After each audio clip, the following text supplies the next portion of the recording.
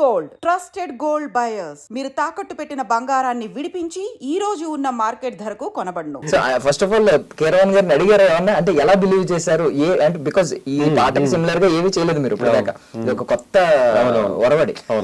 ఎలా దేన్ని చూసి బిలీవ్ చేశారని ఎప్పుడైనా అడిగారా? ఎవరిని? మిమ్మల్ని. కీరవాణి గారు. నేను విజువల్ చూసా. కాదు, కీరవాణి గారిని అడిగారా మీరు నన్ను ఎందుకు బిలీవ్ చేశారు, నేను ఏ పాట బిలీవ్ చేశారు? లేదు అడగలా. ఎందుకంటే నాకు డైరెక్టర్ జ్యోతికృష్ణ గారికి నేను అంతకు ముందు రూల్స్ రంజన్ అనే సినిమా చేశాను, సమ్మోహనుడ పాట రాశాను. ఆ చదువు మీద సార్ మీరు పవన్ కళ్యాణ్ గారితో చేస్తున్నారు కదా, పెద్ద హీరో పెద్ద మ్యూజిక్ డైరెక్టర్, నేను ఆ పవన్ కళ్యాణ్ గారి సినిమాకి నాకు పాట రాయాలని ఉంది, మీకు సమ్మోహనుడ ఎంత పెద్ద హిట్ అయిందో దానికంటే ఇంకా మంచిగా వర్క్ చేద్దాం సార్, పెద్ద హిట్ సాంగ్ చేద్దామని నేను అడిగితే, నేను ఇప్పుడే టేకప్ చేశాను ఈ ప్రాజెక్టు, కీరవాణి గారు కూడా నాకు కొత్తే, ఇప్పుడు నేను నిన్ను తీసుకెళ్లి కీరవాణి గారికి పరిచయం చేసి ఈయన పాట రాస్తాడని చెప్పడం అనేది ప్రస్తుతానికి అయితే అవ్వదు. కాకపోతే అదొకటి, ఇది రెగ్యులర్ సినిమా కాదు, నువ్వు రూల్స్ రంజన్లో సమ్మోహండ రాసిన, అర్జున్ రెడ్డిలో బ్రేకప్ సాంగ్ రాసిన, అవన్నీ వేరే జోనర్లో ఉంటాయి, ఇదంతా చాలా పెద్ద భారీ స్కేల్లో వేరే జోనర్లో ఉంటుంది. మరి నువ్వు దీన్ని ఎంతవరకు చేస్తావో తెలియదు, కానీ నాకు పెద్ద హిట్ సాంగ్ ఇచ్చావు, నువ్వు నన్ను అడిగేవు, నా చుట్టూ తిరుగుతున్నావు కాబట్టి నీకు ఒక విజువల్ చూపిస్తా, ఆ విజువల్ చూసి నీకు ఏదైనా అనిపిస్తే మంచి పవర్ఫుల్గా ఏదైనా రాయి అన్నారు. ఆ ఎడిటింగ్ రూమ్లో తీసుకెళ్ళి ఆ విజువల్స్ అన్నీ చూపించారు నాకు. అది చూసి నేను అబ్బా ఎలాగైనా సరే మనం ఈ సినిమాకి పాట రాయాలి అని ఆ రోజు ఫిక్స్ అయ్యి చెప్పాను, సార్ నేను రాసుకొస్తానని. ఒక 3-4 days టైం తీసుకుని ఒక 3-4 స్టాంజెస్ చాలా పవర్ఫుల్గా రాసుకుని వెళ్ళాను. అయితే బాగున్నాయి రాంబాబు, నువ్వు ఇలా రాస్తావు అనుకోలేదు, ఈ 4ని కలిపి ఒక ఫ్రేమ్ చెయ్యి, ఎలా ఉంటుందో చూద్దామన్నారు. అప్పుడు నేను ఫస్ట్ అంటే కొంచెం స్టార్టింగ్ స్లోగా ఎత్తుకుని ఎండింగ్ వెళ్ళేపాటికి పీక్స్లో ఉండాలన్నట్టుగా కొంచెం నేను రాసేటప్పుడు ఏదో అలా అనుకుని చేశాను అనమాట. అందుకు ఫస్ట్ వజ్రదేహాయ రౌద్రరాధేయ బభ్రురూపాయ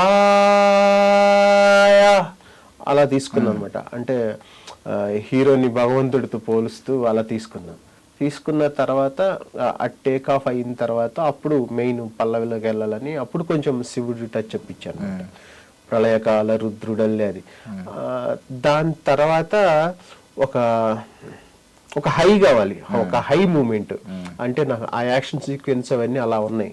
అప్పుడు రా రా అసురులే ముసురుకోక రా రా బుసలనే విసిరి వేయరా, రా రా అహితులే కసురుకోక రా రా శిరసులే తురిమి వేయరా అని చెప్పి ఆ స్టాండ్ రాశాను. అది మంచి హై ఇచ్చింది అక్కడ.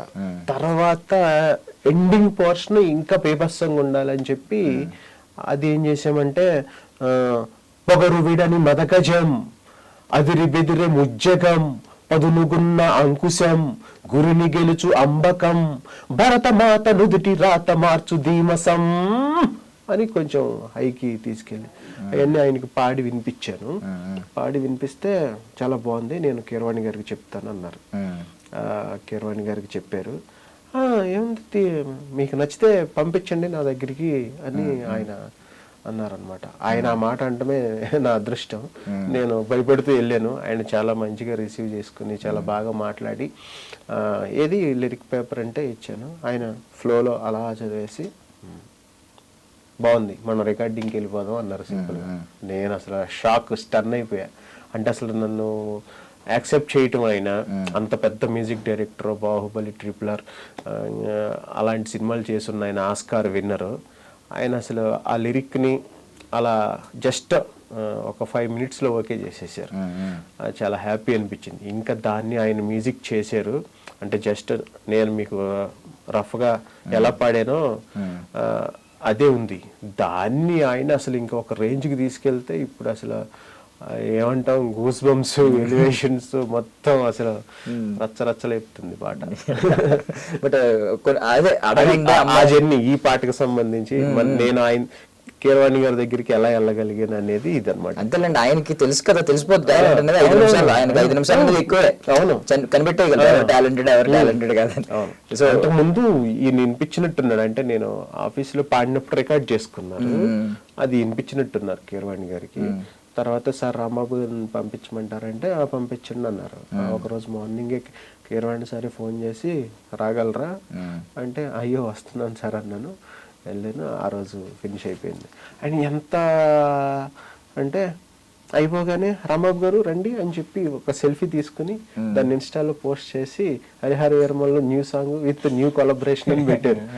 నేను అసలు షాక్ అయ్యా, అంటే ఒక కొత్త వాళ్ళని ఇంత ఎంకరేజ్ చేస్తారా ఈయన అని. చాలా అంటే నేను ఎంత భయపడ్డానో నా భయాన్ని అంతా తీసేసి చాలా కంఫర్ట్ లెవెల్లో ఉంచి చాలా మంచిగా మాట్లాడి చాలా అభిమానంగా చూశారు.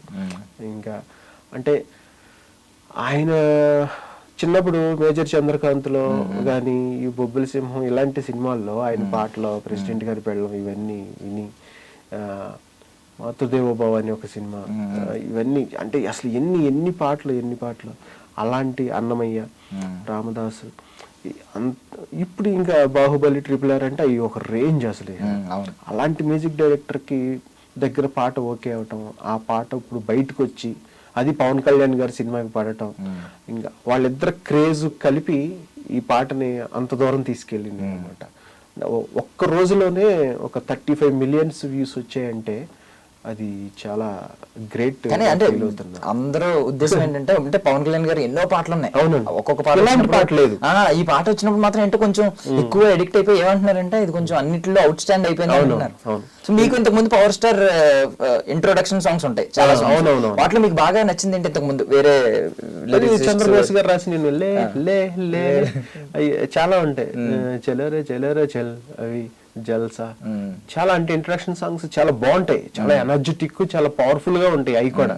కాకపోతే ఇది ఏంటంటే ఈ సినిమాని బట్టి ఈ కథను బట్టి మనం ఈ విధంగా ప్లాన్ చేసి, అంటే ఆఫ్ స్క్రీన్ చూసుకున్నా కూడా ఆయన రాసినప్పటికీ ఆ టైంలో పవన్ కళ్యాణ్ గారు అనేటప్పటికీ ఒక లీడర్ స్థాయి అనే ఉండేది, ఏంటంటే డెమి గాడ్ అనే ఫీలింగ్ ఉంది. నేను అందుకే ఎండింగ్ లో ఒక లైన్ రాశా, భరతమాత నుదుటి రాత మార్చు ధీమసం అని. అంటే ఇప్పుడు ఆయన పొలిటికల్ గా ఉన్నారు, భారతదేశం యొక్క నుదుటి రాతను మార్చే ఒక లీడర్ అన్నట్టుగా ఆయన్ని పోర్ట్రే చేయటం. అక్కడ సినిమాలో కూడా ఈయన మొఘల్ చక్రవర్తులకి వ్యతిరేకంగా పోరాటం ధర్మం కోసం, ఈ రెండింటిని బ్యాలెన్స్ చేసి చేసామన్నమాట. డైరెక్టర్ గారు కూడా చెప్పారు, రాంబాబు ఇప్పుడు ఆయన బయట స్థాయి వేరు, మనం సినిమా నేపథ్యమే కాకుండా మనం ఒక బ్యాక్గ్రౌండ్ సాంగ్, ఎలివేషన్ సాంగ్ లాగా చేస్తున్నాం కాబట్టి ఆయన బయట జనాల్లో ఉన్న ఇదిని కూడా మనం ఇంకొంచెం లిఫ్ట్ చేసే విధంగా ఉండాలని ఆయన నాకు ఇన్పుట్స్ ఇచ్చారు. నేను ఆ రెండింటిని బేస్ చేసుకుని బ్యాలెన్స్ చేసుకుని చేసిన పాట అన్నమాట. లిరికల్ గా చాలా అప్రిసియేషన్ వచ్చింది నాకు ఈ పాటకి.